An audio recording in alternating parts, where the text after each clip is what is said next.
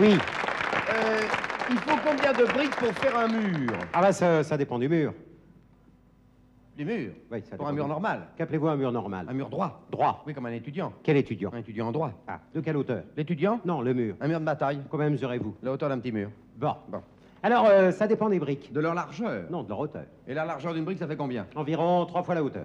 Oui, alors j'ai intérêt à placer la largeur de mes briques dans le sens de la hauteur. Ah oui, mais la largeur sera moins longue. Et alors? Alors, si la largeur est moins longue, votre mur sera moins large. Oui, mais il sera plus haut. Oui, c'est juste. Bon. Mais qui va le faire, ce mur? Moi, Où avez-vous appris à faire les murs? pendant mon service militaire, Vous faisiez des murs au régiment? pas des Un quoi? un mur. Mais pourquoi faisiez-vous un mur? Pour empêcher les autres de le faire. De faire quoi? Le mur.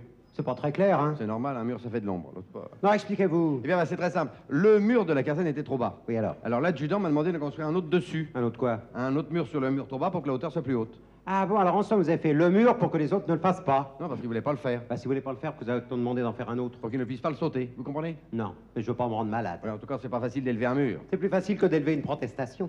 Pourquoi élever une protestation? Non, j'ai dit élever une protestation comme j'aurais dit élever un caïman. Vous élevez un caïman? Oui.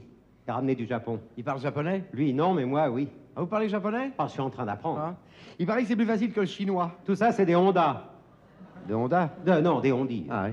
Qu'est-ce que vous lui dites à votre caïman? Alligato. Alligator? Non, pas alligator, alligato. Ah oui. Qu'est-ce que ça veut dire alligator? Merci. Vous dites merci à votre caïman? Oui. Il doit être content? Oui. Il remue la queue quand il est content? Non. Pourquoi? Parce qu'un caïman, c'est pas un chien. Comment le savez-vous? Il aime pas le sucre. Ah bon.